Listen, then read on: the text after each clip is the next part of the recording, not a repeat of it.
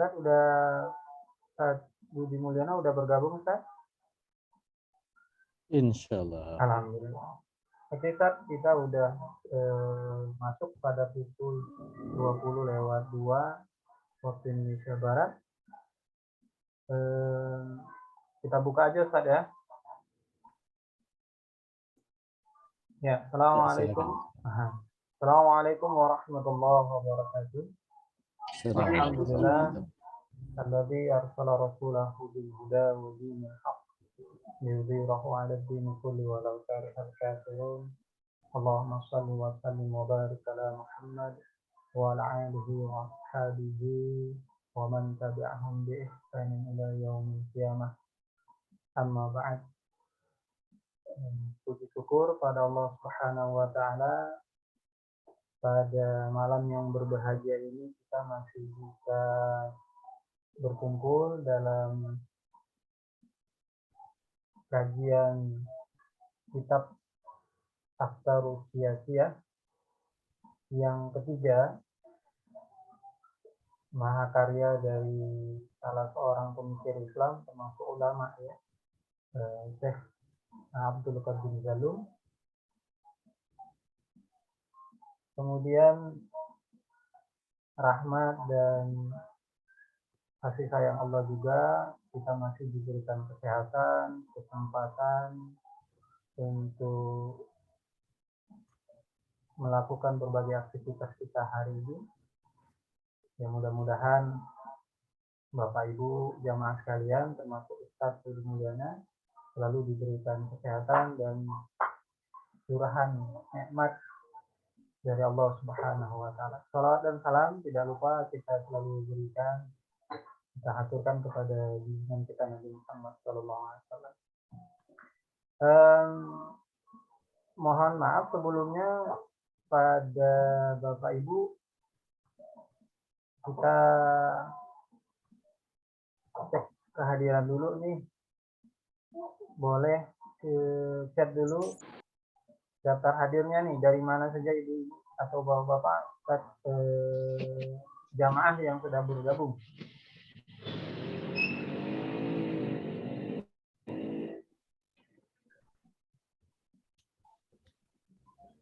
Kalau dari partisipan ada yang dari Balikpapan, ada dari Ponorogo, dari Serdang Bedagai, Sumatera Utara.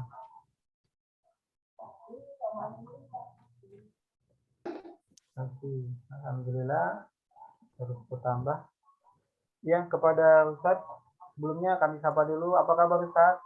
Ustadz Budi Mulyana? Alhamdulillah. Alhamdulillah. Ya, alhamdulillah beliau dalam keadaan sehat.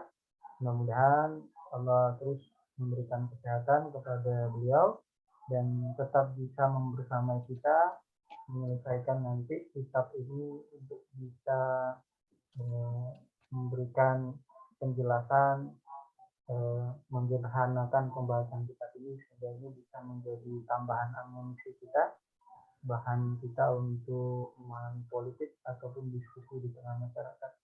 Tidak memperpanjang, salam lagi kepada Ustadz Budi Mulyana. Kami persilakan Ustadz waktu dan tempatnya. Bisa share screen? Ya, bismillahirrahmanirrahim. Assalamualaikum warahmatullahi wabarakatuh. Alhamdulillahilladzi arsala rasulahu bil huda wa dinil haqq liyuzhirahu 'ala dini kulli wa kafa billahi syahida. Asyhadu an la ilaha illallah wa asyhadu anna Muhammadan abduhu wa rasuluh la nabiyya ba'da. Allahumma sholli wa sallim ala sayyidina wa habibina wa maulana Muhammad wa ala ali sayyidina Muhammad kama shallaita ala sayyidina Ibrahim wa ala ali sayyidina Ibrahim fil alamin innaka Hamidum Majid. Alhamdulillah, pada malam hari ini kita masih diberikan karunia nikmat iman, nikmat Islam, nikmat sama-sama masih diberikan kesempatan untuk berjuang di jalan Islam, insya Allah ini suatu hal yang senantiasa harus kita syukuri. Mudah-mudahan kita diistiqomahkan dalam Islam, dalam keadaan husnul khatimah, dan tetap istiqomah di dalam perjuangan untuk menegakkan kalimah-kalimah Allah Subhanahu wa taala. Bapak Ibu hadirin yang dirahmati Allah, kita lanjutkan lagi. Kalau kata orang Sunda itu hanca ya, apa hanca itu ya? Titik akhir, titik akhir kajian kita ya. Kitab Afkarus Sia-Sia dari karangan Syekh Abdul Qadim Zalum. Ini kitab rujukan untuk teori politik Islam lah, kurang lebih begitu, karena memang di dalamnya kita akan bahas satu persatu konsep-konsep dasar dalam politik Islam ya. Minggu lalu kedua pertemuan pertama kita sudah bahas pengantar dan bahas tentang pemikiran politik. Nah, kita di minggu ini pertemuan ketiga ya, kita akan bahas tentang bab ketiga ya, bab tentang politik ya, kalau kita lihat di daftar isi. Kalau kita baca di kitab Afkarus Sia-Sia ini, di bab ketiga ini walaupun judulnya politik, setidaknya ada 4 poin utama yang akan kita bahas. Mudah-mudahan cukup nih waktunya ya. Kalau nggak cukup nanti kita lanjutkan pembahasannya di minggu depan ya. Walaupun sekilas-sekilas tapi saya pikir ini konsep-konsep dasar yang perlu difahami di bab 3 ini. Pertama kita akan bahas tentang definisi politik ya, dan beberapa konsepsi tentang politik. Kemudian yang kedua, di bab ini juga dibahas tentang politik dalam negeri itu apa, kemudian politik luar negeri itu apa. Walaupun nanti untuk politik luar negeri itu ada bab rinciannya ya, di mungkin 2 minggu ke depan lah, minggu 2 kali ke depan, tentang politik dan politik internasional, memahami situasi internasional, termasuk juga tentang hukum internasional ya, itu nanti akan dirincikan. Dan poin yang keempat di bab ini adalah membahas tentang kewajiban warga negara dalam berpolitik ya, yang itu juga nanti akan dirincikan dalam aktivitas di belakang-belakang ya, bagaimana keberadaan tanggung jawab publik, individu dan kelompok dalam berpolitik negara gitu. Jadi itu kurang lebih pembahasan di bab ketiga ini ya, walaupun topik besarnya adalah tentang politik ya. Nah, bagian pertama saya kasih judul definisi dan konsepsi ya. Jadi di bab ini menjelaskan tentang pendefinisian lah ya, politik itu apa. Politik atau dalam bahasa kitab ini disebut sebagai siasah gitu ya. Ya saya pikir hadirin sudah sangat atau sudah sering mendengar bahwa politik ini didefinisikan sebagai riayatus su'un ummah, riayatus su'un al-ummah ya. Jadi mengatur urusan umat, dakhilian wa kholijian, baik dalam negeri ataupun luar negeri ya. Makanya kemudian nanti di bab ini diuraikan bahwa ada politik dalam negeri, ada politik luar negeri. Nah, cuman ditegaskan bahwa siapa sih yang menjalankan politik itu. Nah, politik itu dilaksanakan oleh 2 pihak ya, oleh negara dan oleh umat. Makanya saya sudah singgung sebelumnya, kalau dalam konsepsi barat ada suprastruktur politik, ada infrastruktur politik ya. Kurang lebih padanannya begitu. Jadi kalau bicara negara itu bicaranya tentang kelembagaan. Dalam teori barat ada legislatif, eksekutif, yudikatif gitu ya. Nah, kalau umat itu adalah yang non lembaga negara. Nah, kalau dalam teori barat itu muncullah partai politik, ormas ya, kelompok kepentingan, kelompok penekan, termasuk media massa gitu. Itu instrumennya. Ya kurang lebih ini mirip ya, mirip karena ini memang politik ini nanti juga dijelaskan di bab ini adalah apa namanya memahami realitas aktivitas itu sendiri. Sebenarnya ya harusnya sama ya, yang disebut dengan realitas aktivitas politik itu harusnya sama, baik dalam perspektif Islam ataupun dalam perspektif realitas ya, wakinya, faktanya gitu.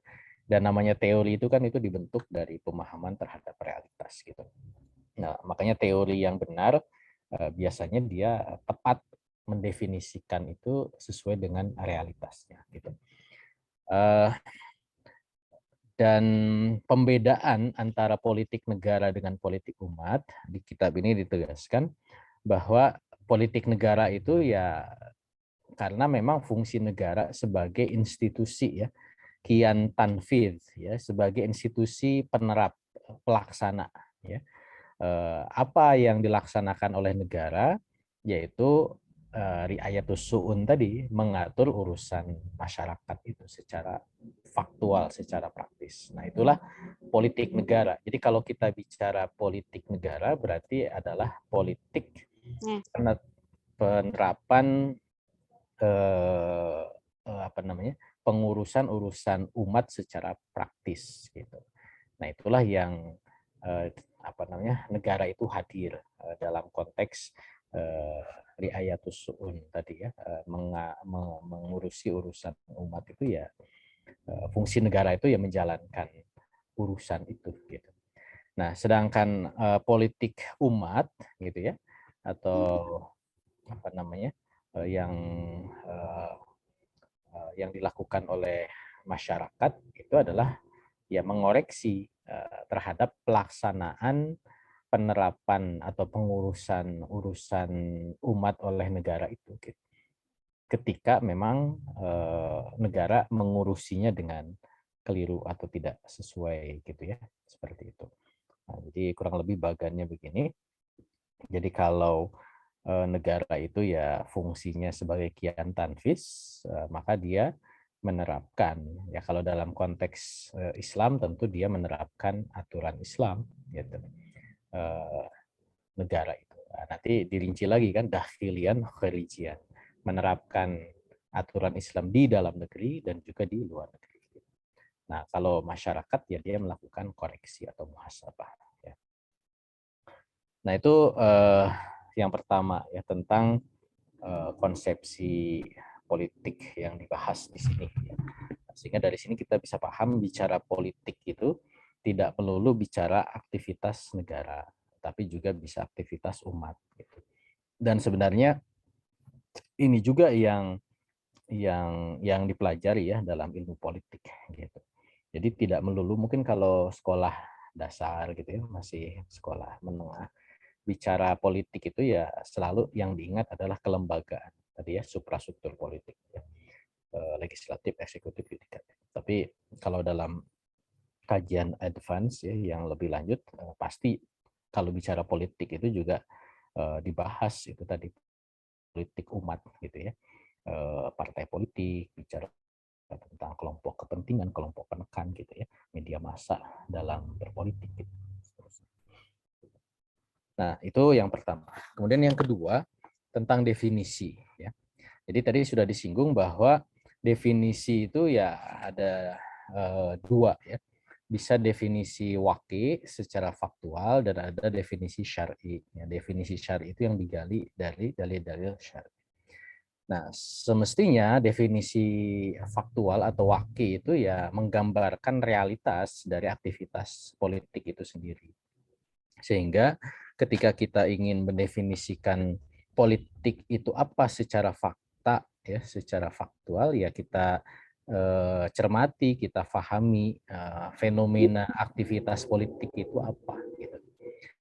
Barulah bisa mendapatkan definisi waqi yang tepat. Ini sama halnya kalau di kitab ini dijelaskan ketika mau mendefinisikan akal gitu ya, mau mendefinisikan kekuasaan gitu. Karena itu adalah fakta atau mendefinisikan masyarakat gitu. Maka definisi yang paling tepat itu adalah ketika memang sesuai dengan realitas yang akan didefinisikan. Gitu. Nah, ketika bicara definisi politik secara waki, maka ya harus betul-betul mencerminkan realitas aktivitas politik itu seperti apa. Gitu. Dan semestinya ya definisi waki ya dengan definisi syar'i itu sejalan. Gitu. Karena kita sangat meyakini bahwa wahyu dari Allah ini Islam ya itu tidak akan bertentangan dengan realitas fakta gitu ya. Nah, cuman masalahnya seberapa cermat kita mendefinisikan sesuatu itu secara wakil gitu. Sehingga nanti secara syar'i ketika kita rujuk dari dalil-dalil syariat ternyata ya relevan gitu ya. Nah, secara bahasa di sini dijelaskan ya secara lughawi bahwa namanya politik atau dalam bahasa Arabnya siasah itu dari kata sasa yasusu siasatan.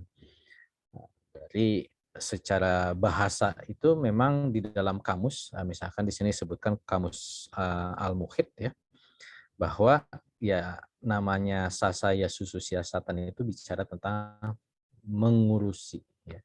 Apa yang diurusi ya, mengurusi kepentingan seseorang. Misalkan di dalam kamus Al-Muhit disebutkan sustu aro'aita siasatan. Saya memerintahnya dan melarangnya atau saya mengurusinya gitu ya. Artinya bicara perintah larangan ini adalah dalam konteks mengurusi sesuatu gitu. Nah, ini singkatnya begitu ya. Memang ini tidak mendalam membahas terkait dengan definisi secara lughawi ya di dalam kitab ini gitu. Nah, di kitab ini juga dikutipkan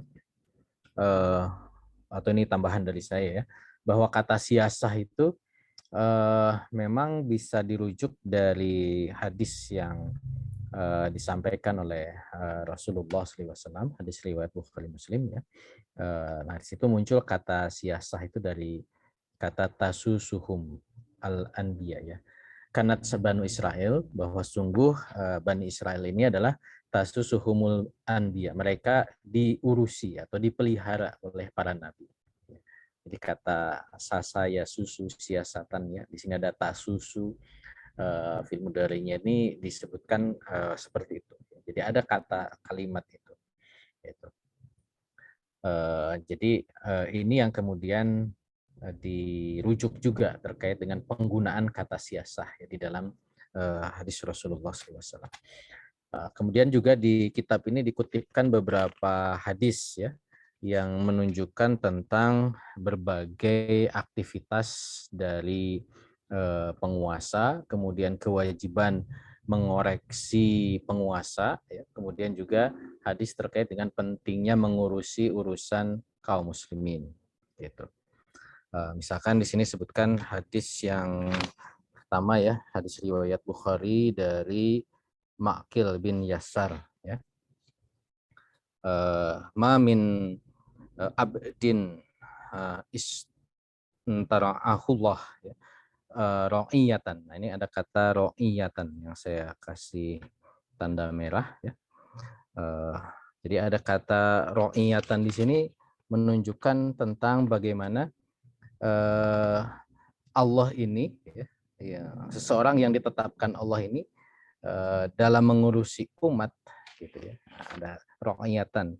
Jadi ketika seseorang itu dia diminta atau ditetapkan oleh Allah ya untuk rakyatan mengurusi umat gitu ya, rakyat gitu. Makanya kata rakyat itu kan dari kata sama ya, dari ayah rakyah gitu. Kemudian dia itu lam ya, dia itu tidak melakukan lam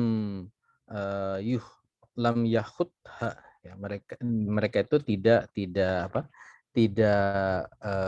memberikan nasihat binasihatin, tidak memberikan nasihatnya, maka kemudian diancam di sini oleh Allah ya.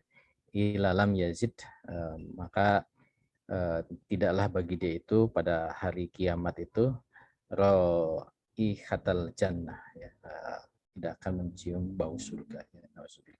Nah, di sini juga menunjukkan bahwa memang ada dorongan dari Allah, ya, untuk orang-orang yang sudah ditetapkan mengurusi umat ini, itu ya harus yang mengurusi gitu. Kalau dalam kalimat disebutnya harus memberikan nasihat kepada umat gitu, dalam konteks. Kalau tidak, ya justru ancamannya tidak mendapatkan, tidak bisa mencium bau surga. Ya. Nauzubillah. Ya.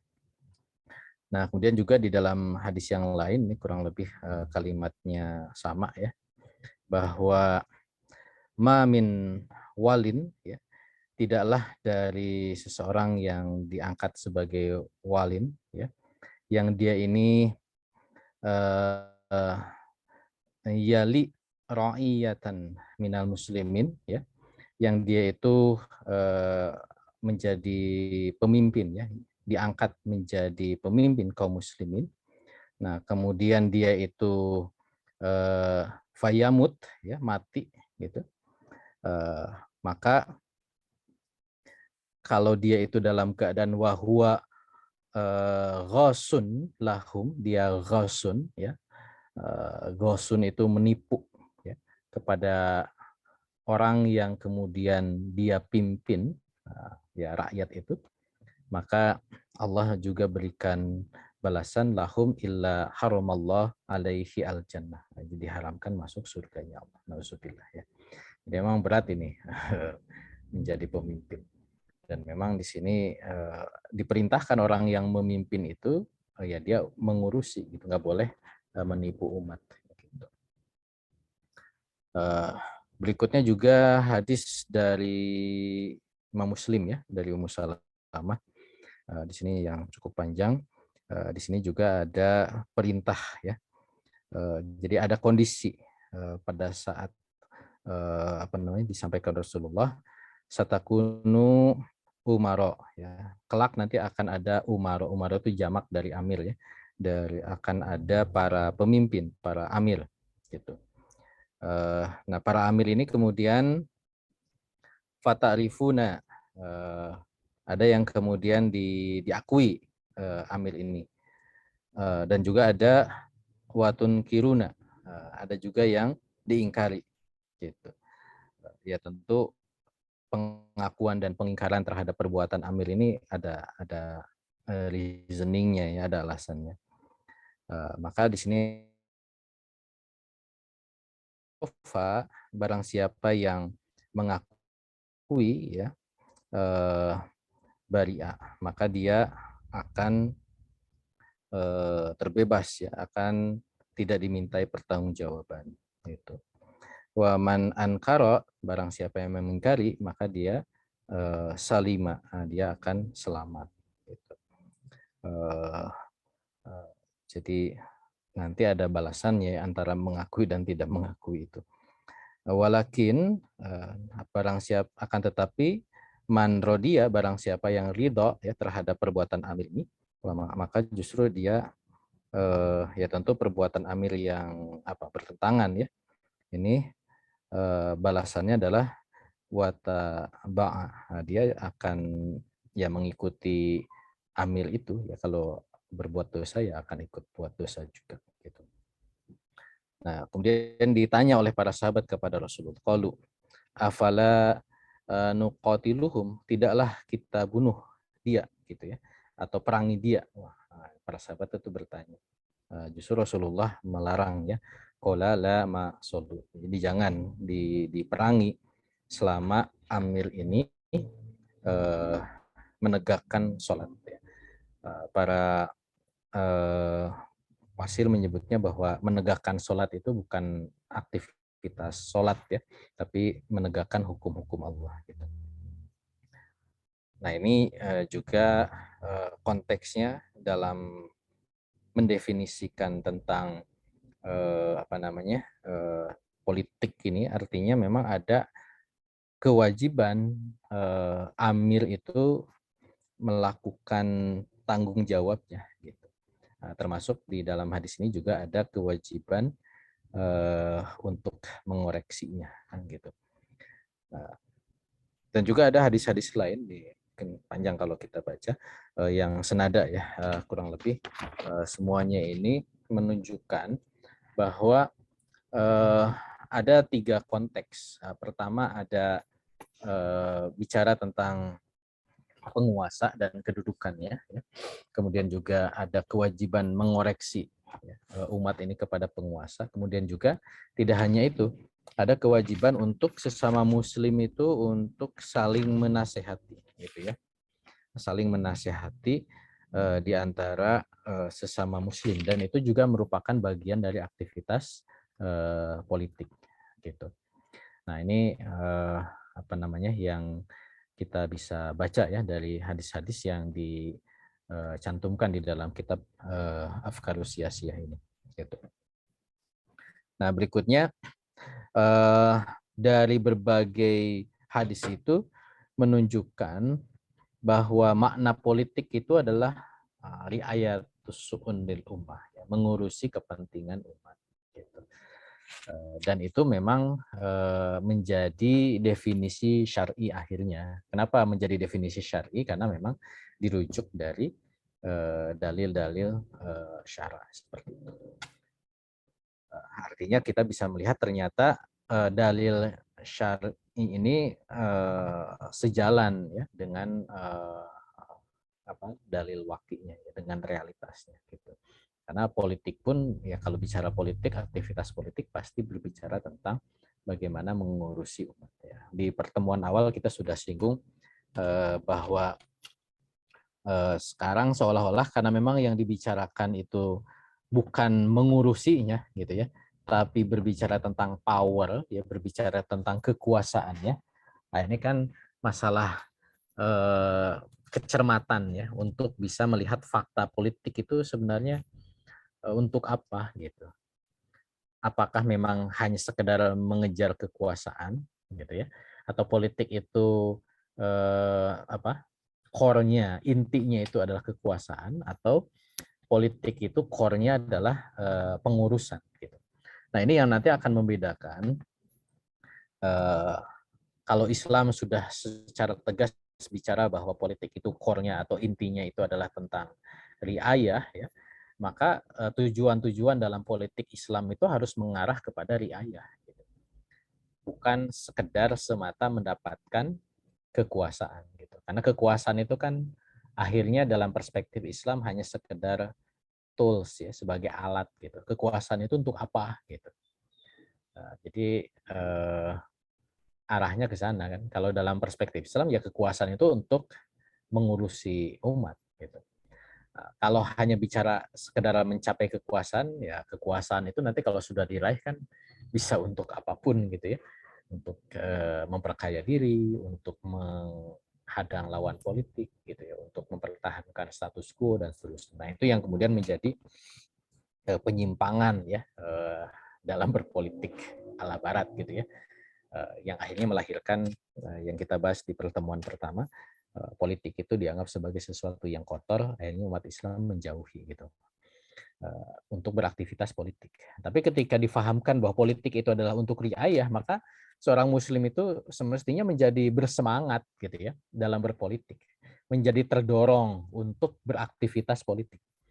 Karena tadi dia punya tanggung jawab gitu untuk melakukan pengurusan umat. Ya, kita sudah bahas di awal bahwa muslim itu tidak boleh egois gitu ya.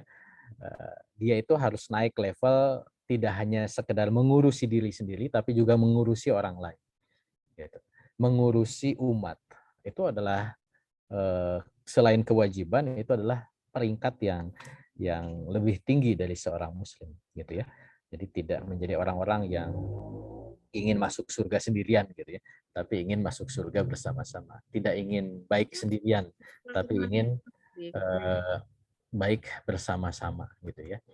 Tidak hanya menciptakan keluarga yang soleh, tapi ingin menciptakan masyarakat yang soleh gitu. Nah itu menurut saya dorongan yang luar biasa bagi seorang muslim dalam berpolitik. Baik ya. Jadi di sini ditegaskan bahwa mengurusi urusan umat ini, ya, kepentingan umat ini adalah ya tanggung jawab negara, gitu ya.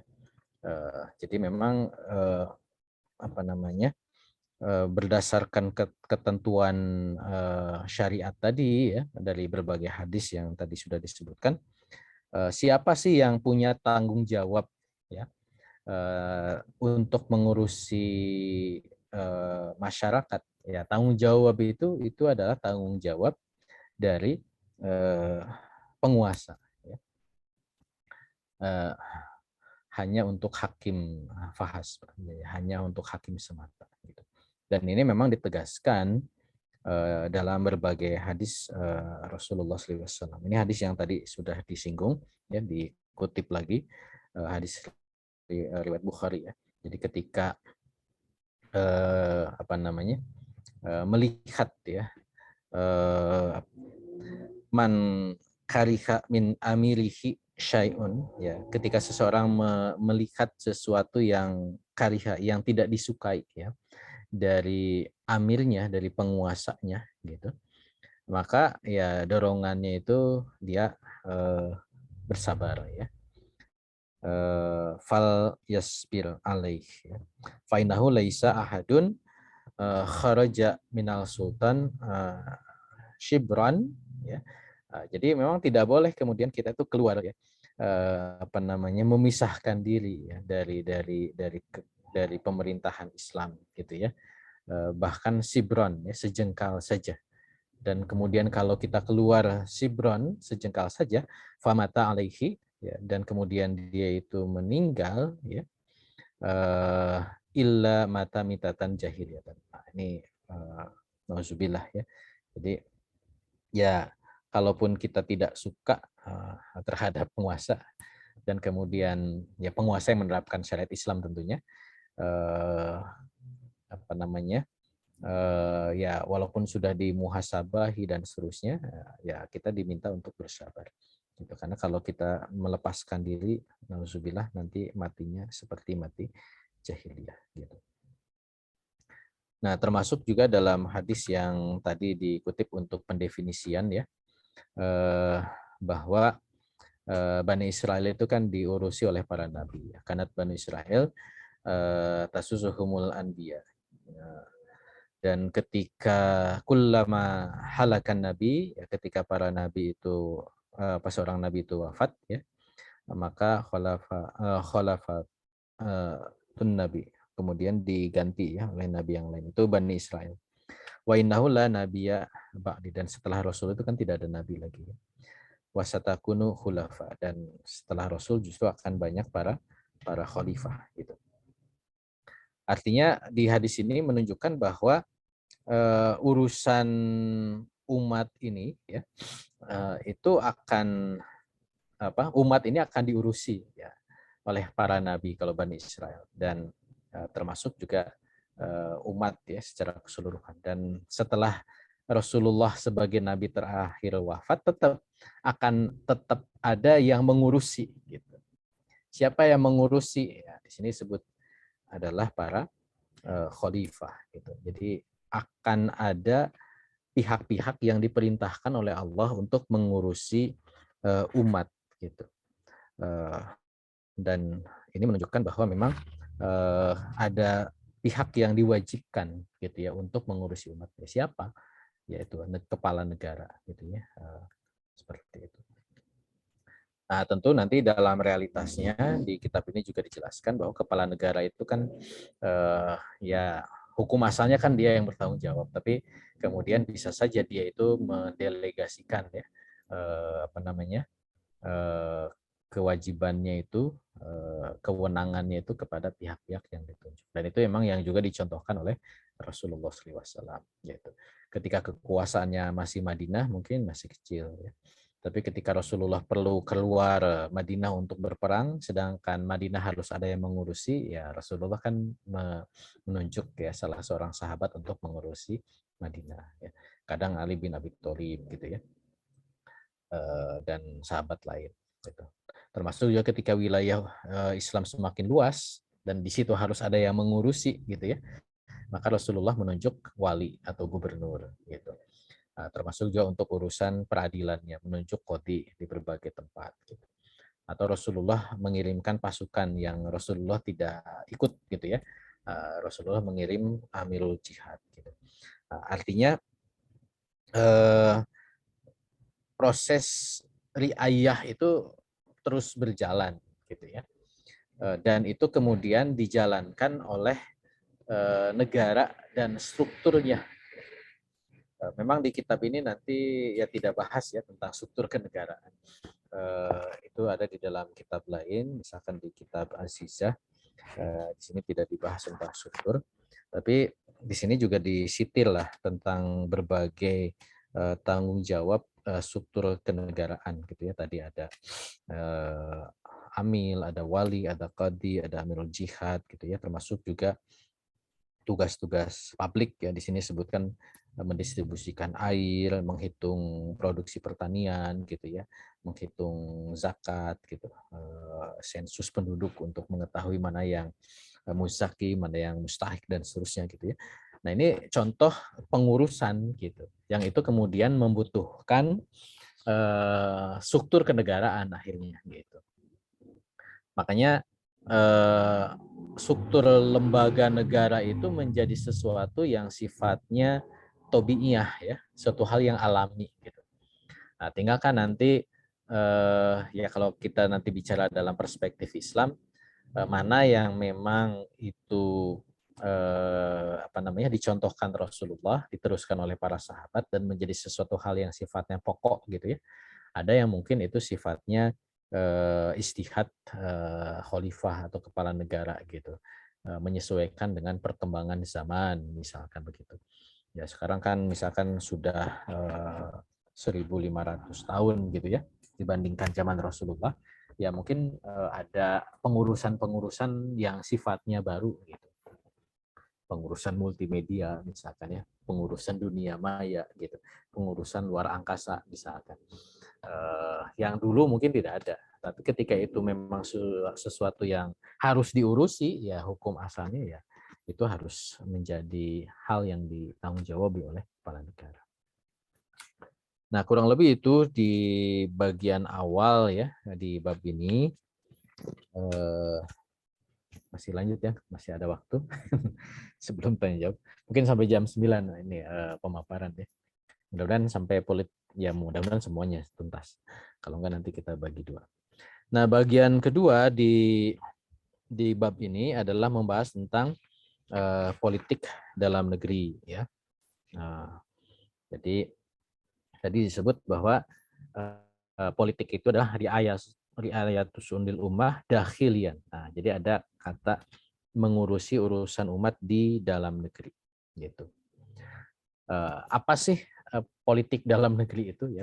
Kalau dalam perspektif negara Islam ya, politik dalam negeri itu adalah melaksanakan hukum Islam di dalam negeri ya, karena tadi riayah itu mengurusi itu adalah menerapkan aturan gitu. Nah, kalau dalam Islam tentu aturan yang diterapkan adalah aturan Islam atau hukum Islam. Artinya politik dalam negeri itu adalah concern-nya bagaimana aturan-aturan Islam diterapkan di dalam negeri. Gitu. Itu adalah politik dalam negeri. Memang nanti akan menjadi bias ya kalau kita sepadankan dengan negara modern sekarang ya, politik dalam negeri atau kementerian dalam negeri gitu. Karena sebenarnya agak mirip ya, walaupun mungkin perlu pendalaman. Karena kalau bicara politik dalam negeri itu kan pelayanan birokrasi ya, kalau dalam konteks sekarang gitu. Walaupun sebenarnya birokrasi atau aparatur negara yang menjalankan politik dalam negeri kan sama juga, mereka melakukan pelayanan. Nah, masalahnya melayaninya dengan apa kan gitu. Ya pasti dengan sebuah aturan. Aturannya dari mana ya? Kalau dalam konteks negara sekarang kan berbagai perundangan. Yang perundangan itu dia karena sistem demokrasi ya dibuat oleh rakyat kan gitu. Nah, kalau dalam konteks negara Islam tentu pelaksanaan hukum Islam itu kan sesuatu hal yang simpel gitu. Kenapa simpel? Ya karena aturannya sudah ada gitu. Hukum Islam itu kan sudah jelas gitu ya. Tinggal nanti kalau memang di situ ada perbedaan-perbedaan pendapat ya, karena memang ada hal-hal yang sifatnya istihadiyah, ya tinggal nanti kepala negara itu melakukan proses tabani. Tabani itu apa? Mengadopsi salah satu aturan yang diambil untuk diterapkan. Karena tetap harus ada kepastian hukum ya, tidak boleh kemudian aturan itu berbeda-beda gitu. Tetap nanti dalam pelaksanaan dalam hukum publik itu harus sama gitu. Nah, tinggal nanti prosesnya begitu gitu. Dan sepanjang sejarah kekuasaan negara Islam sejak zaman Rasulullah SAW sampai kekhilafahan terakhir Turki Utsmani, bahkan ketika khilafah runtuh masih ada negeri-negeri Islam yang masih menerapkan aturan Islam gitu ya, walaupun tidak secara sempurna. Ya, aturan Islam ini atau hukum Islam ini yang diperlakukan di seluruh wilayah negara Islam gitu, sebagai bentuk tadi pelaksanaan politik dalam negeri gitu ya. Nah, ini kalau kita bagankan, mungkin saya pikir sudah sering lihat ini, bahwa Islam itu mengatur seluruh aspek kehidupan. Jadi yang diterapkan di dalam negeri, ya ini kecuali yang poin 6 ya, politik luar negeri, ini ya semuanya diterapkan gitu ya. Baik aturan manusia untuk mengurusi dirinya sendiri, ya, atau hubungan dengan Allah. Adakah peran negara dalam sholat, saum, zakat, haji? Ya ada gitu ya. Ada peran negara. Misalkan sholat, seolah-olah kan sekarang dengan perspektif agama itu adalah urusan privat gitu ya. Negara itu tidak ikut campur kan urusan sholat. Padahal kalau dalam perspektif Islam, negara ikut campur dalam urusan ibadah mahdah gitu. Mengawasi orang-orang yang nggak sholat gitu ya. Dan orang yang nggak sholat itu akan dikenai sanksi kan, dikenai takzir gitu. Seperti itu. Saum, ya semuanya dipastikan warga negara itu menjalankan aturan. Nah, cuman kan nanti akan ada muslim dan non muslim gitu. Kalau yang muslim berarti urusan akidah ibadah ini negara akan betul-betul mengontrol. Tapi kalau yang non muslim ya itu akan diserahkan ya, karena tidak ada paksaan dalam agama, tapi Islam menghormati pelaksanaan ibadah non muslim, diatur saja supaya kemudian mereka bisa melaksanakan ibadah tapi tidak mengganggu akidah umat Islam gitu ya. Nah, termasuk juga urusan diri sendiri gitu ya.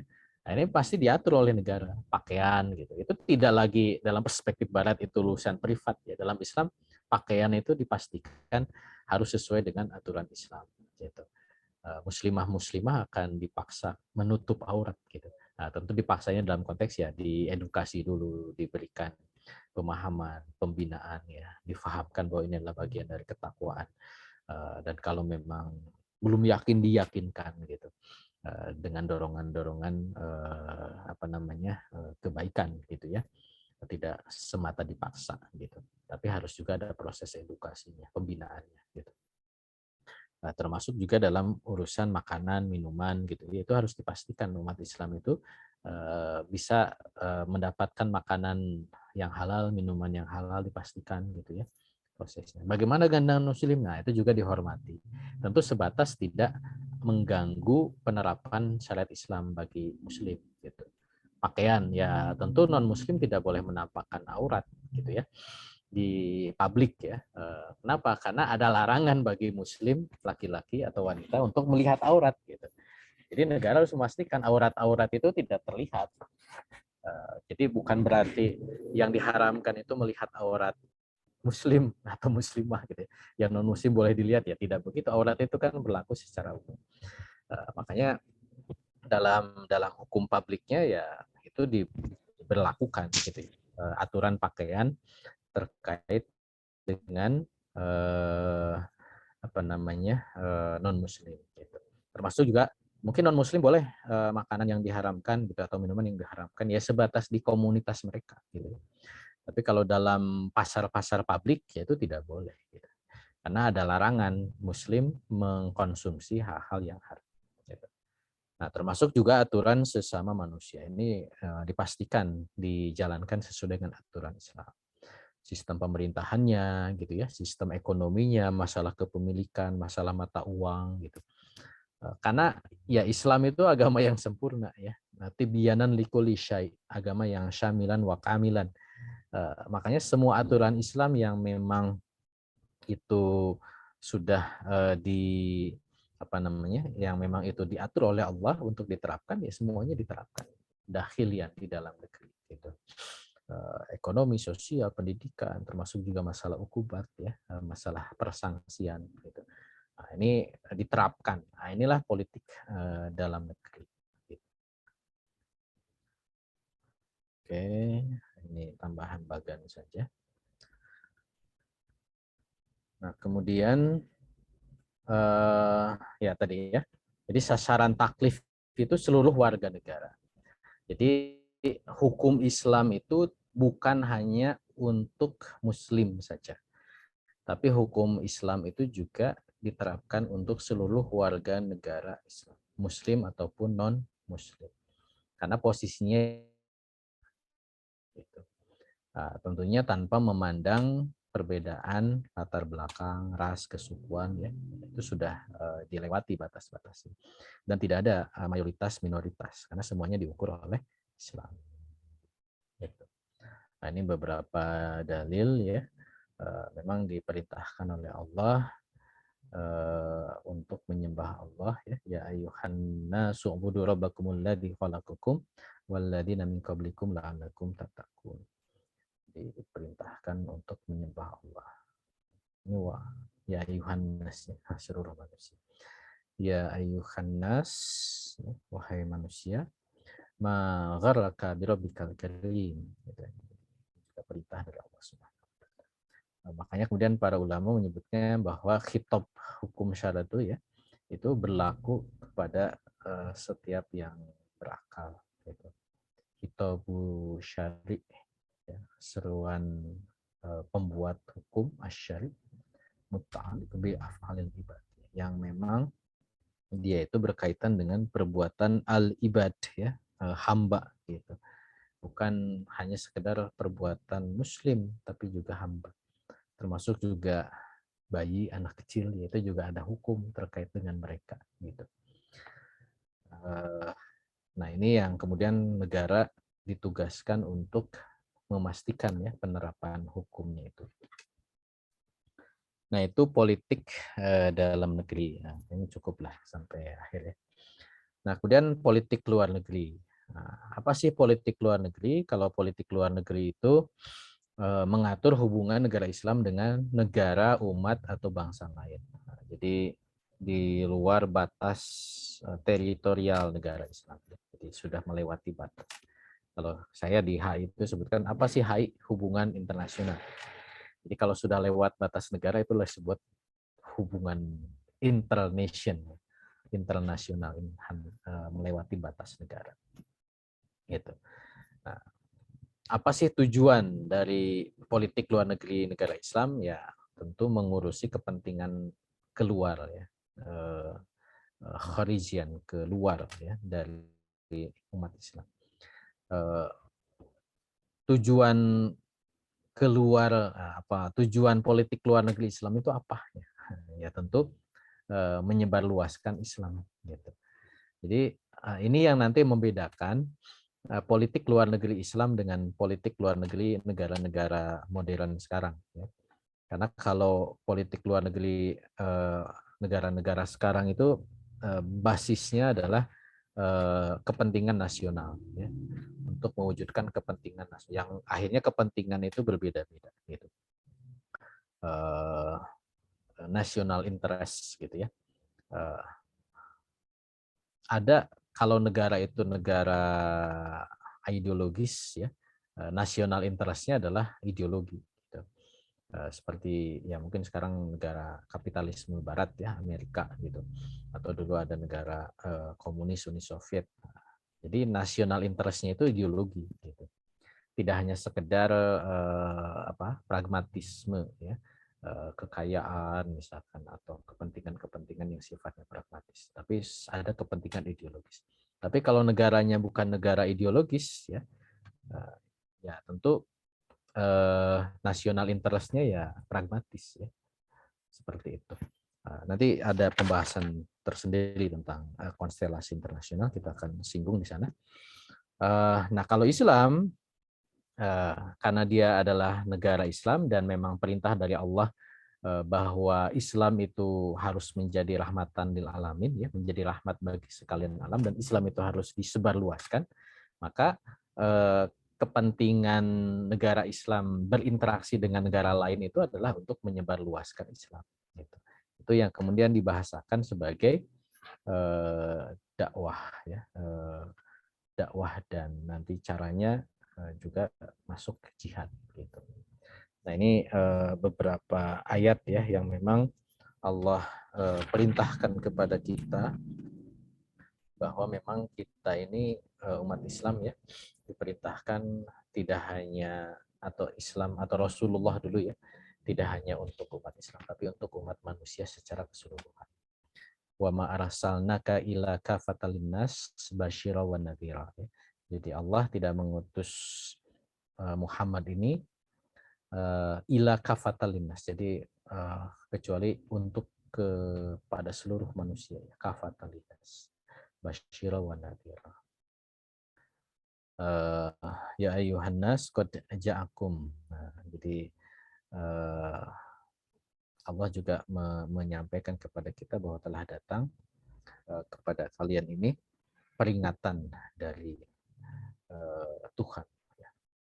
Mau'idah, peringatan dari Tuhan. Dan ini diperintahkan kepada seluruh manusia, ya, peringatan ini. Jadi, ya, tugas kita untuk menyampaikan juga. Termasuk juga ini perintah kepada Rasulnya. Ya ayuhan nas inni rasulullah ilaikum jami. Jadi Rasul itu memang diperintahkan oleh Allah kepada manusia secara keseluruhan. Termasuk juga wa uhiya ilayya hadzal Qur'an. Jadi telah diwahyukan kepada Rasul Al-Qur'an ini, yang dengan Al-Qur'an ini kemudian Rasulullah menyampaikan peringatan, ya, kepada kalian. Nah, ini apa namanya, dalil-dalil bahwa memang negara atau politik luar negeri Islam itu adalah untuk menyebarluaskan Islam, gitu. Nah, lalu bagaimana caranya? Ya, ada dua, ya. Pertama dakwah, jadi seruan untuk memeluk Islam. Nah, jadi memang kita diperintahkan untuk menyeru, dan negara itu juga ditugaskan untuk menyeru, gitu. Nah, sekarang kan pertanyaannya, negara-negara Muslim itu menyeru enggak? Gitu. Karena dulu Rasulullah kan sampai mengirimkan surat, ya, mengirimkan utusan, gitu, untuk menyampaikan dakwah Islam kepada negeri-negeri tetangga, gitu. Pasca perjanjian Hudaybiyah itu kan, kalau kita nonton film Messenger, ya, itu diawali dengan pengiriman utusan, gitu. Dan ada jaminan, ya, bagi mereka yang kemudian menerima, ya. Mereka bisa mendapatkan keselamatan dunia akhirat, gitu, ya. Dan kemudian ketika terintegrasi mereka dengan negeri Islam, ya, memiliki hak dan kewajiban yang sama, gitu, dengan warga negara Islam, gitu. Bahkan harta dan kehormatan mereka terjaga. Jadi ini yang membedakan nanti dengan aktivitas apa namanya, istimariyah, ya, penjajahan, gitu. Jadi dalam konsepsi politik luar negeri Islam itu tidak ada negara induk dan negara periferal, ya, negara pinggiran. Jadi semuanya haknya sama, gitu. Beda dengan misalkan perluasan Romawi misalkan, ya. Jadi induknya ya di Roma, pinggirannya itu ya mereka pihak-pihak yang hanya sekedar membayar upeti, gitu, ya, ke negara induk. Kalau dalam Islam tidak.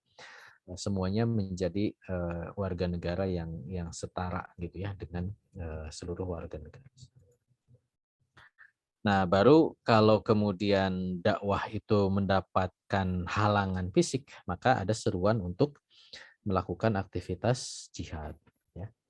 Jadi jihad itu adalah aktivitas yang digunakan atau dilakukan untuk menghilangkan halangan fisik.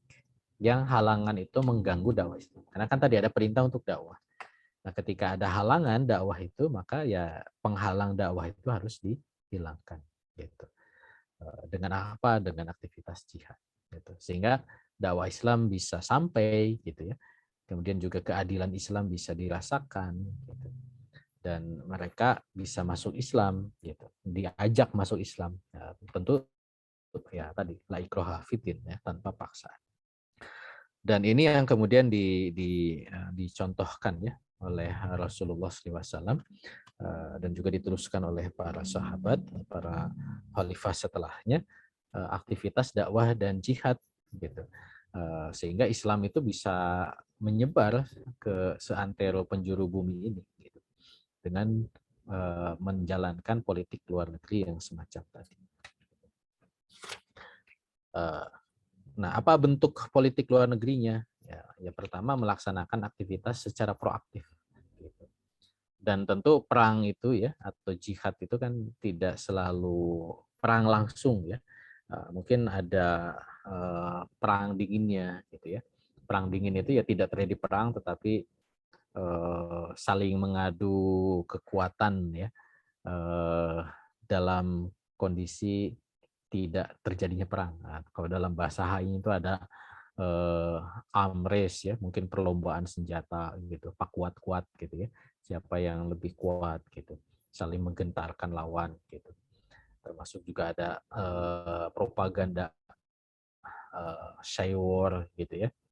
Dan ini juga disitir ya oleh Rasulullah SAW bahwa apa namanya ketika perang Tabuk ya dengan parade pasukan yang dilakukan oleh Rasulullah itu kemenangan itu bukan karena perangnya gitu ya.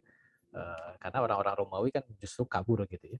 Jadi mereka itu ketakutan karena memang apa namanya ya tadi cywarnya gitu. Rasulullah menyebutkan bahwa nusirtu bi rughbi masyirata syahr. Jadi dimenangkan dengan ketakutan yang dirasakan sepanjang 1 bulan perjalanan. Jadi karena dulu mungkin perjalanan jauh ya perang itu 1 bulan bergerak itu sudah membuat musuh itu gentar. Ketika sampai ke Tabuk mereka ini bubar gitu ya. Nah, ini contoh ya cywar yang dilakukan ya oleh Rasul dan itu juga dilanjutkan ya oleh generasi-generasi setelahnya. Nah, termasuk juga dengan berbagai aktivitas politik dan diplomasi ya. Nanti kita akan singgung di bab-bab berikutnya ya, tentang hal tersebut. Nah, terakhir di bab ini membahas tentang kewajiban warga negara dalam berpolitik ya.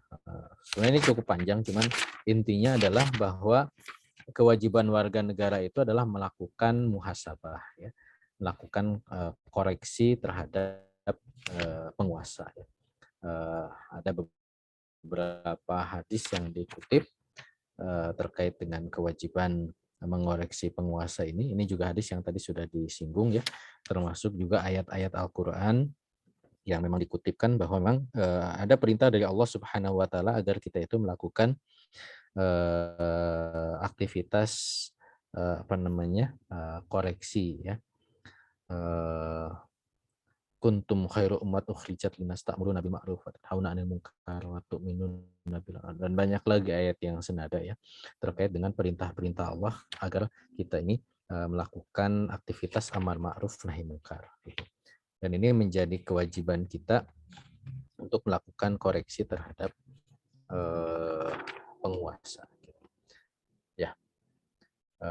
Ya nanti tinggal siapa yang menjalankannya ya. Mungkin ada jamaah, ada organisasi ya. Nanti di bagian akhir buku ini juga dibahas tentang partai politik ya, tentang aktivitas partai. Intinya adalah memang itu menjadi bagian kewajiban kita untuk melakukan koreksi terhadap penguasa ya.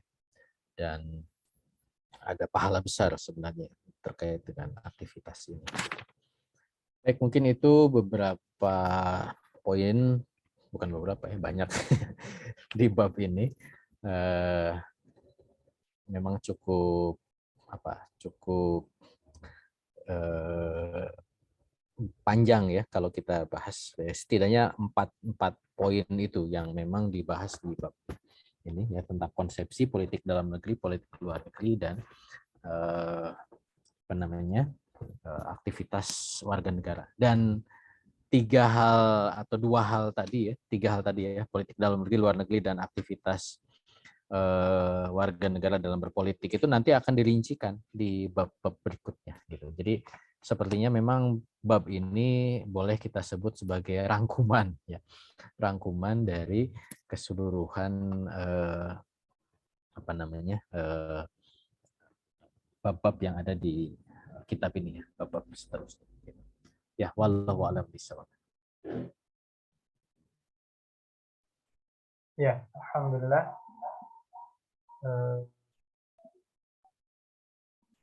Ustaz Budi Mulyana telah menjelaskan tentang politik, ya, berangkat dari definisinya, kemudian konsepsinya.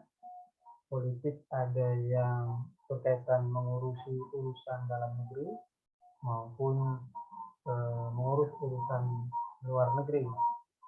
Kemudian di situ ada penjelasan juga tentang metode dan bentuk. Ya, alhamdulillah. Kami kira Bapak Ibu juga telah mendengarkan. Jikalau memang ada di antara Bapak Ibu jamaah yang ingin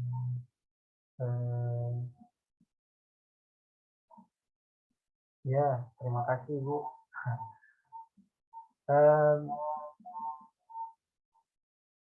Mohon maaf sebentar.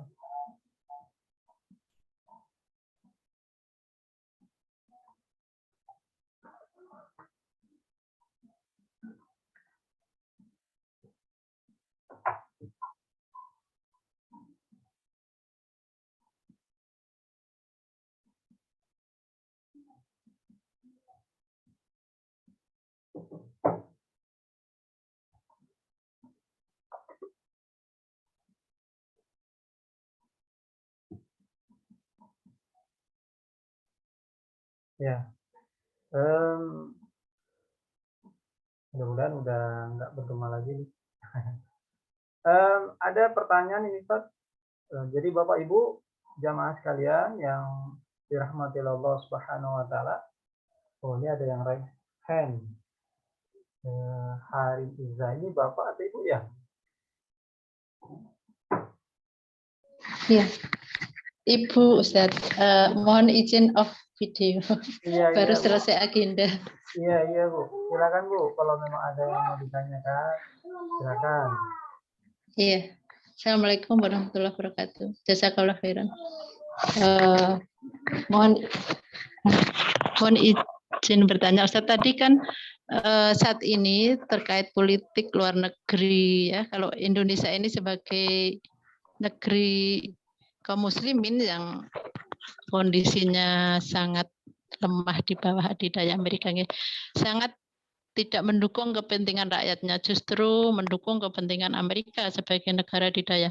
Terkait politik luar negeri saat ini, Amerika sebagai negara adidaya yang perekonomiannya didukung oleh perusahaan swasta yang tumbuh di berbagai negara dengan kebijakan negaranya dalam menduduki negeri-negeri kaum muslim sangat jelas ya. Nah, terkait tadi dijelaskan di dalam perang Tabuk itu kan musuh Islam melarikan diri sebelum berperang gitu. Nah, isu terkini kan banyak sekali personel tentara Amerika yang mengalami stres serta keluarga mulai tidak mendukung meskipun digaji dengan mahal mereka ya. Nah, bagaimana kondisi Amerika ke depan dalam persiapan personel-personel pasukan untuk pendudukannya di berbagai negeri kaum muslimin gitu.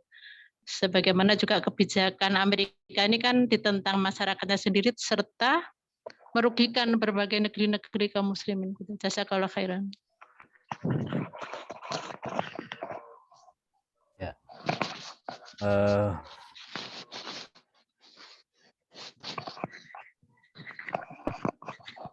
Ya, gimana Sat? Mau langsung dijawab Sat terkait Ya, dengan beliau langsung aja ya. menanyakan. Ya, langsung aja. Ya. Baik, ya memang bicara tentang realitas ya, ini fakta bahwa saat ini negara adidaya adalah negara Amerika Serikat ya. Kebetulan ini saya sedang melakukan kajian ya tentang konstelasi persaingan lah antara Amerika Serikat dan Cina di Indo-Pasifik ya. Di Indo-Pasifik, di Indonesia dan sekitarnya ya. Dan ada tulisan yang menarik menurut saya dari Rand Corporation yang mereka meneliti tentang relasi negara-negara di Asia Tenggara, Indo-Pasifik ya, Asia Tenggara, Asia Timur plus Pasifik dengan Cina yang menguat dan Amerika gitu.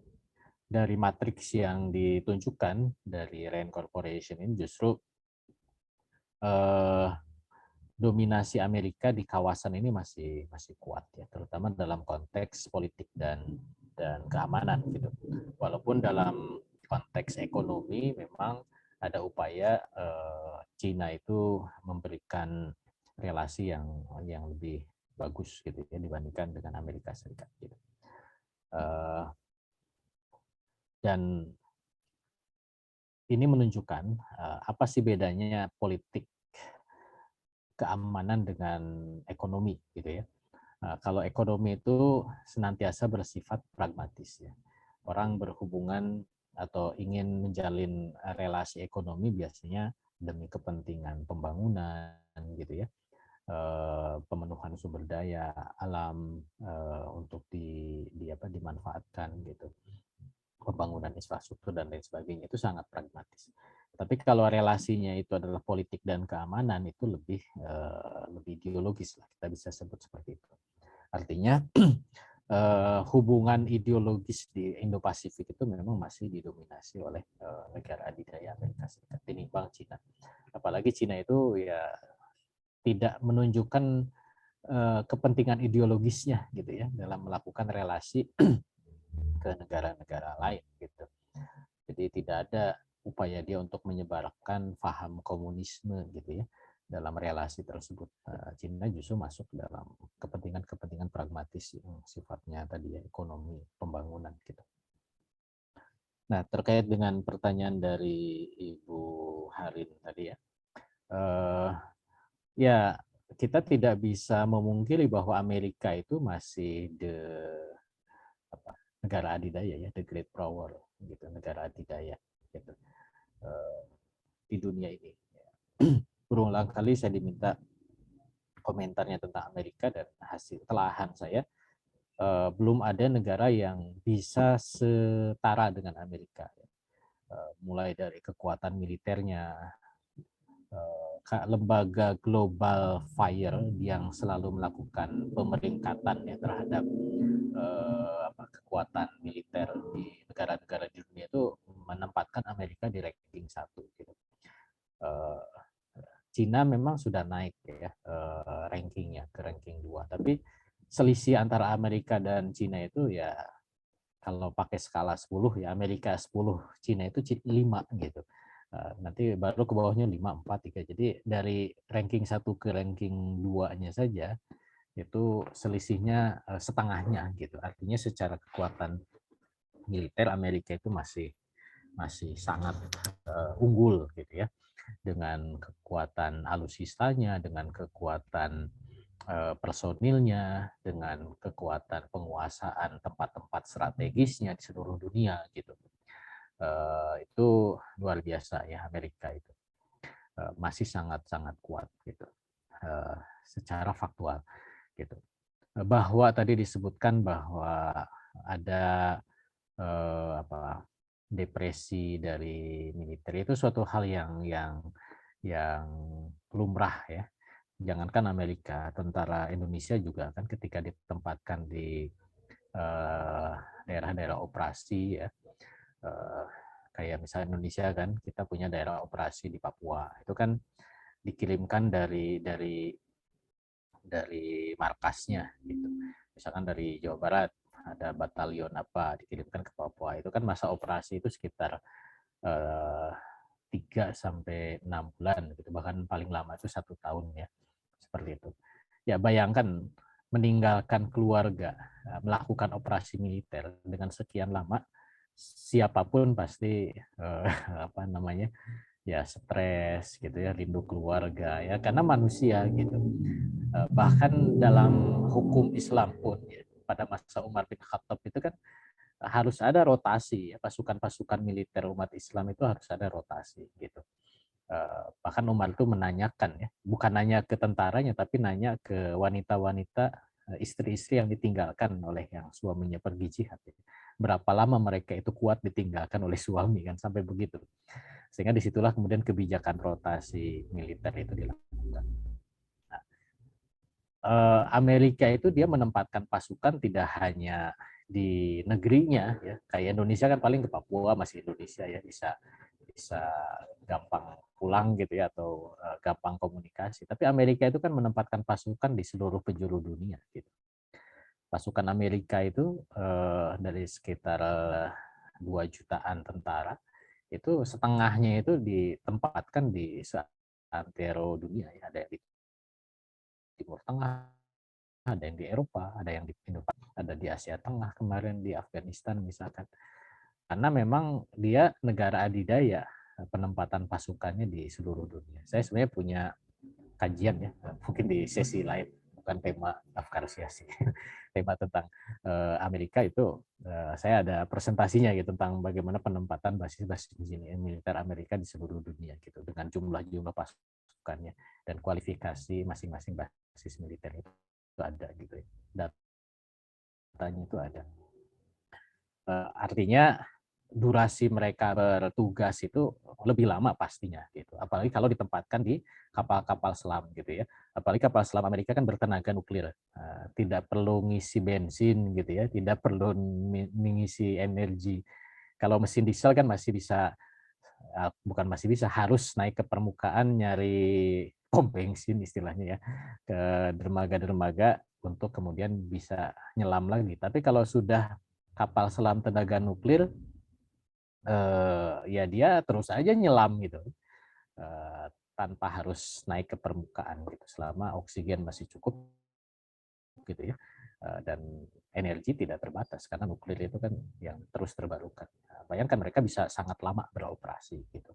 Makanya tadi bisa efek psikologisnya itu menimbulkan stres, depresi gitu. Apalagi kalau dalam situasi perang ya, melihat temennya mati gitu ya dalam kondisi perang gitu, dan seterusnya. Itu kan sering juga ditunjukkan dalam film-film Amerika yang karena film Amerika itu kan ada yang sifatnya heroik ya, menunjukkan kegagahan Amerika, tapi juga ada film-film yang sifatnya humanis gitu ya, menunjukkan perang itu tadi menimbulkan efek-efek traumatik bagi para prajuritnya gitu. Tapi prosentasenya itu tidak sampai bisa membuat ya, kalau tadi disebut terguncang runtuh, itu saya pikir tidak ya, tidak terlalu signifikan gitu. Bahwa ada case by case macam itu ya. Artinya positioning Amerika sebagai superpower ya, sebagai negara adidaya sampai saat ini ya, ini di luar dari kode Allah ya. Artinya kalau hitung-hitungan matematis, analisis kekuatan negara-negara di dunia, ya Amerika ini masih the great power ya, negara yang belum ada tandingannya gitu. Cuman kan skenario Allah kita nggak tahu ya. Umat Islam didorong untuk kemudian bisa membangun kebangkitan Islam, memunculkan kembali negara adidaya seperti dulu ya, zaman kekhilafan Islam gitu, sehingga bisa menjadi lawan yang setanding dengan Amerika Serikat gitu. Kenapa? Karena ya Amerika ini membawa ideologi yang rusak dan merusak, saya sebut begitu. Kapitalisme ini kan ideologi yang rusak dan merusak gitu, yang tidak membawa, kalau Islam kan rahmatan lil alamin gitu, justru ini membawa berbagai kerusakan di berbagai penjuru bumi, dan ini harus menghentikan. Gitu. Siapa yang bisa menghentikan? Tentu ajaran yang datang dari Sang Pencipta Allah Subhanahu Wa Taala, dan itu adalah Islam. Gitu. Nah, tinggal masalahnya kan sekarang umat Islam ini masih dalam posisi ya tiarap lah, anggapnya begitu ya, baru dalam konteks gagasan-gagasan, gerakan-gerakan movement gitu ya, belum mengkristal menjadi satu kekuatan yang seperti dulu Rasulullah SAW bisa tegakkan daulah Islam di Madinah gitu. Potensi itu ada, cuman kan tinggal nunggu waktu dan momentum. Saya pikir ya tinggal ya termasuk juga usaha kita ya, harus kemudian punya kontribusi ke arah sana. Mungkin itu yang bisa saya tanggapi ya untuk pertanyaan dari Ibu Harit ya. Wallahu a'lam.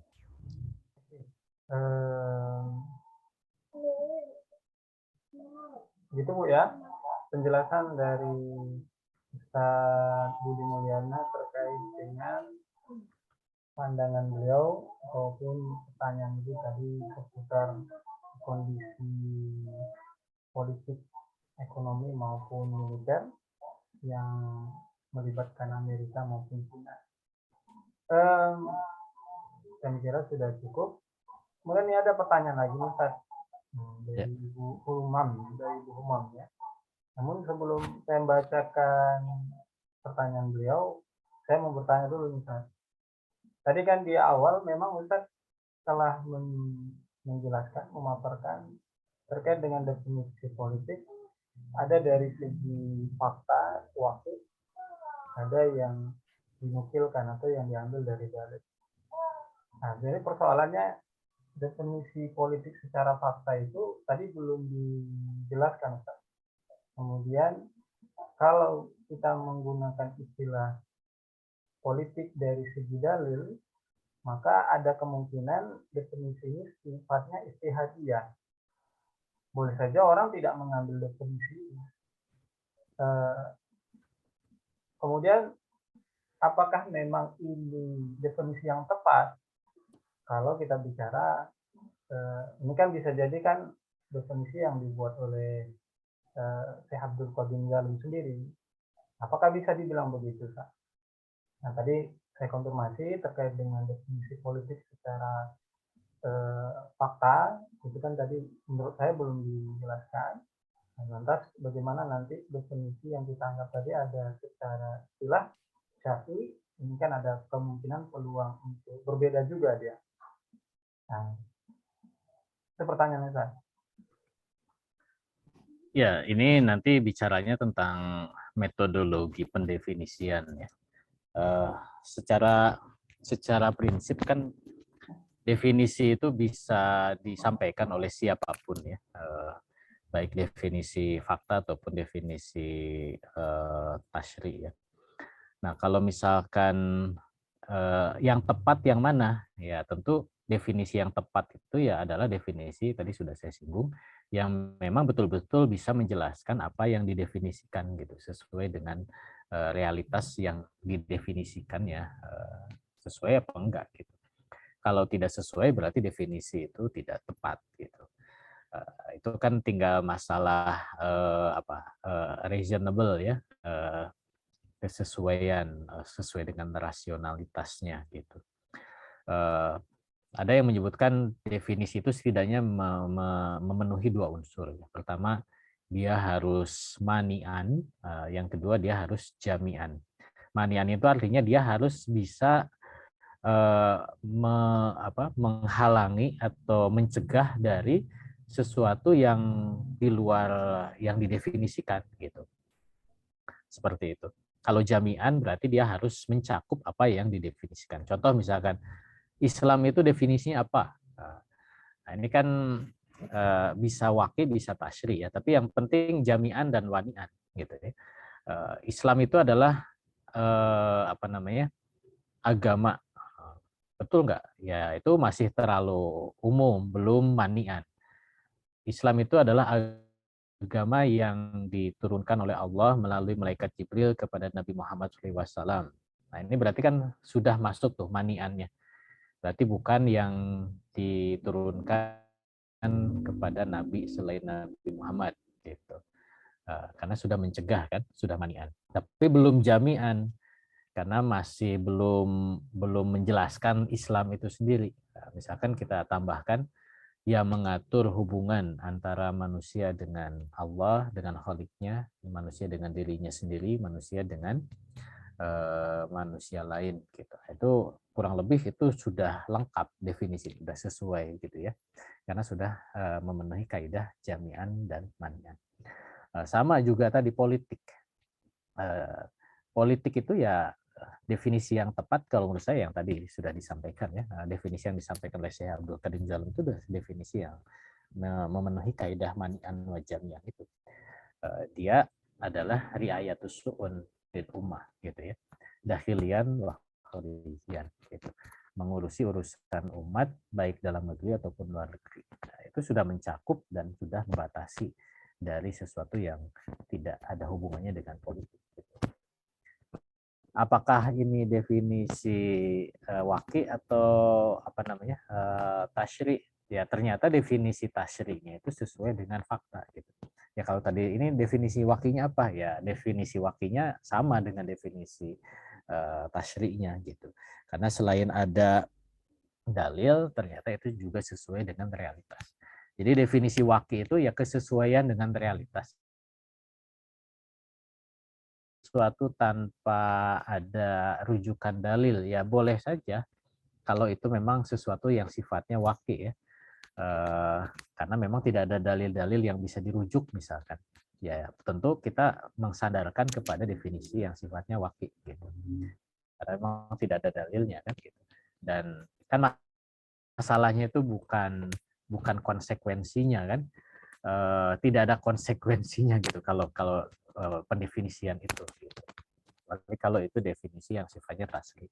Yang menjadikan konsekuensi itu bukan syaratnya gitu, bukan dari definisi. Seperti itu. Apakah ini karena tasri menjadi sifatnya istihadiyah? Ya sebenarnya bukan istihadiyah kan, karena istihadiyah itu kan penerapannya bukan terhadap definisi ya, proses istihad itu. Mungkin perbedaan saja, ada perbedaan dalam pendefinisian gitu. Karena mungkin merujuk dalil yang berbeda gitu ya, rujukan Al-Quran yang berbeda, rujukan hadis yang berbeda sehingga menghasilkan definisi yang berbeda ya nggak apa-apa juga gitu. Cuman kan nanti kembali diuji mana yang paling tepat kan gitu. Ngujinya gimana ya? Balik lagi ke yang tadi jami'an dan mani'annya gitu. Kalau memang tidak tepat berarti tidak memenuhi kaidah jami'an dan mani'an berarti ya definisi itu walaupun digali dari dalil-dalil itu tidak pas gitu, tidak tepat gitu. Karena mungkin ada dalil yang tidak dipakai atau mungkin dia ya tidak sesuai lah dengan realitas yang didefinisikan. Itu Mas Azhar. Alhamdulillah. Berarti antara fakta dengan definisi berkesesuaian ya Pak? Ya, dalam konteks politik ini berkesesuaian gitu. Dan harus sebenarnya. Karena tadi Islam itu kan semestinya sesuai dengan realitas ya, seperti itu. Oke. Alhamdulillah. Syukuran Ustaz. Ini pertanyaan tadi yang saya pending dari Bu Mam. Assalamualaikum Ustaz. Nah, beliau menanyakan satu term atau satu kata tadi, ada hadis yang Ustaz sampaikan terkait dengan ujung dalil tadi ya, kata jahiliyah yang keluar dari jamaah. Nah, ini bagaimana penjelasan Ustaz? Mati jahiliyah ini mungkin yang ditanya beliau seperti apa nih mati jahiliyah? Takut ya mungkin kita juga yang bisa dikategorikan itu ya. Nah, beliau menanyakan begitu Ustaz. Ya, ini tentu perlu pembahasan atau pendalaman secara tarjih hadis ya. Ya setidaknya kalau saya baca atau saya pahami bahwa memang konteksnya itu bukan kemudian dalam keadaan kafir ya. Karena nanti ini jadi gini, kita tidak bisa mengambil status hukum hanya berdasarkan satu atau dua nas ya, Al-Qur'an atau hadis gitu. Tentu dalam mengambil kesimpulan hukum itu harus ada proses istinbat ya, proses penggalian, proses penelaahan, proses pendalaman, sehingga nanti bisa diambil kesimpulan hukumnya itu apa gitu. Contohnya tadi terkait dengan mata mitatan jahiliyatan, ini mati jahiliyah itu mati yang seperti apa sih gitu ya. Karena kalau hanya diambil dari term kalimatnya atau term katanya, jahiliyah itu kan seolah-olah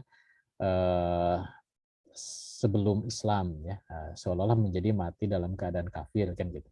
Nah, tentu itu pengambilan makna yang serampangan gitu ya, karena hanya sekedar menafsirkan berdasarkan kata gitu. Padahal ini kan bicaranya dalam konteks istinbat sebuah konsepsi ya, mati jahiliyah gitu. Makanya kemudian kita perlu merujuk kepada setidaknya misalkan pendapat para ulama terkait dengan hal ini. Contoh misalkan ini saya kutipkan pendapatnya Al-Hafiz Ibnu Hajar Al-Asqalani ya, dalam kitab Fathul Bari, bahwa yang disebut dengan mati jahiliyah atau al-mitah al-jahiliyah gitu ya, itu menurut beliau adalah keadaan mati seperti matinya orang jahiliyah, yakni di atas kesesatan yang tidak punya imam yang ditaati, karena sesungguhnya mereka itu dulu tidak tahu yang demikian gitu. Dan itu bukan berarti yaitu mati kafir gitu, atau menurut beliau maksudnya itu adalah mati dalam keadaan maksiat gitu. Jadi itu. Kemudian beliau juga menyebutkan bahwa ungkapan al-mitah al-jahiliyah itu mengandung makna tasbih ya, penyerupaan atas domirnya ya. Mati jahiliyah tadi. Yang maknanya dia mati seperti mati jahiliyah walaupun dia bukan orang jahiliyah gitu. Artinya ya ini pendapat beliau ya tentang mati dalam keadaan jahiliyah.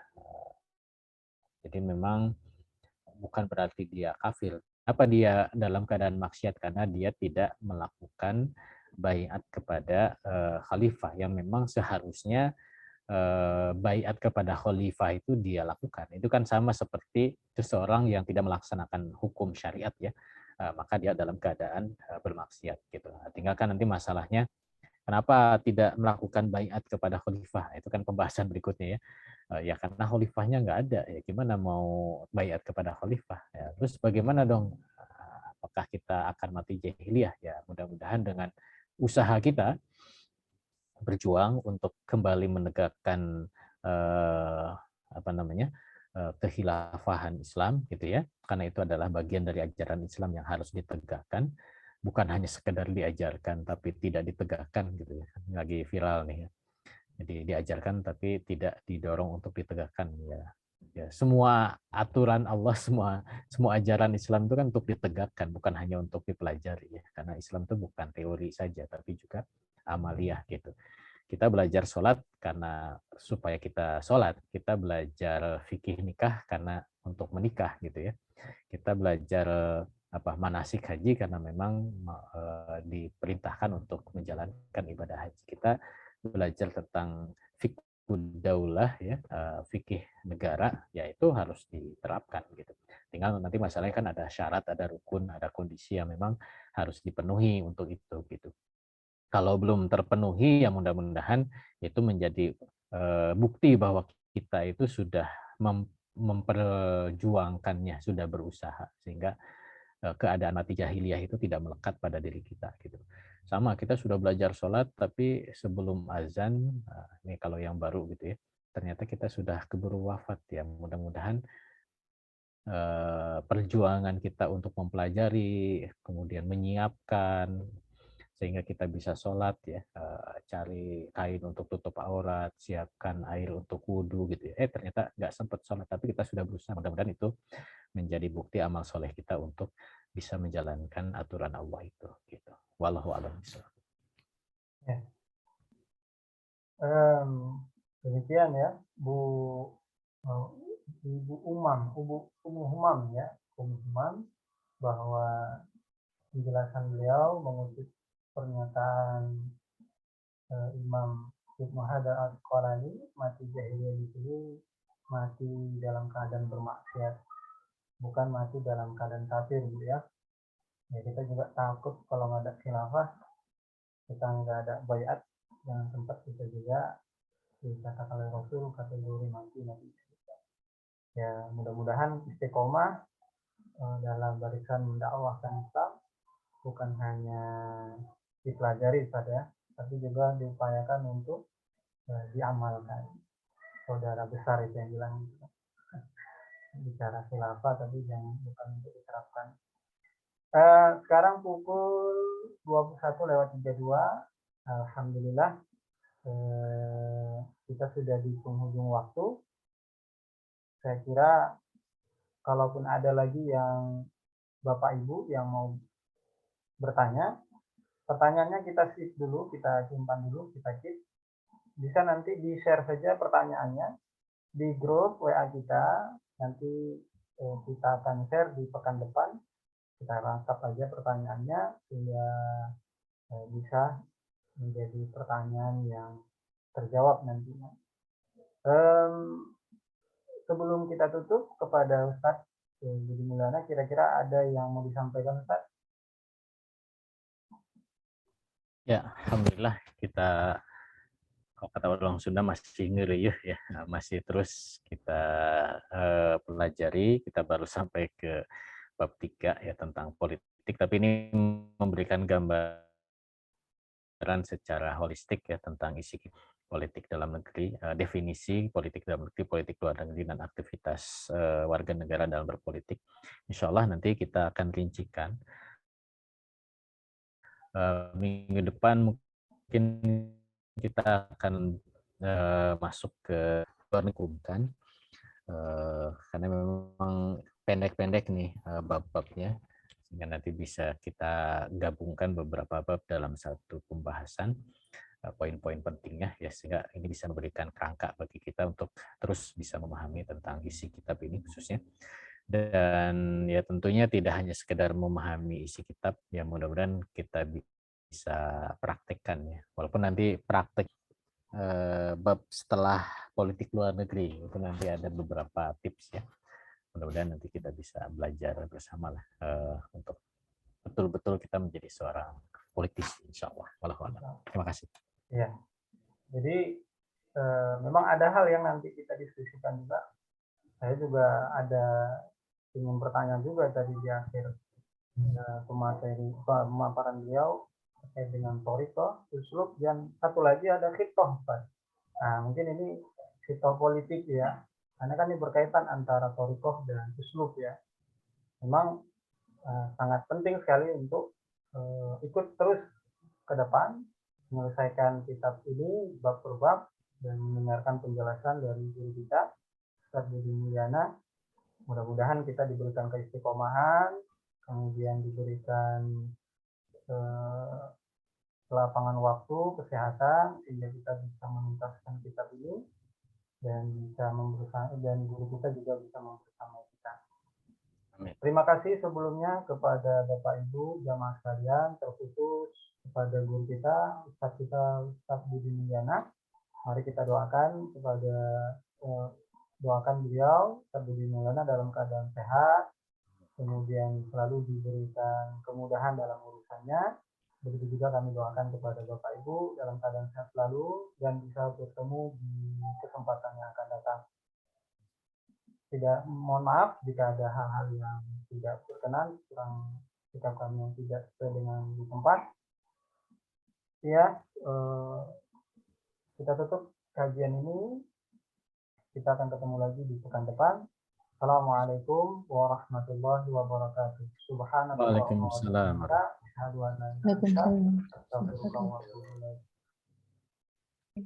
Ustaz. Ya, sama-sama. Izin pamit ya.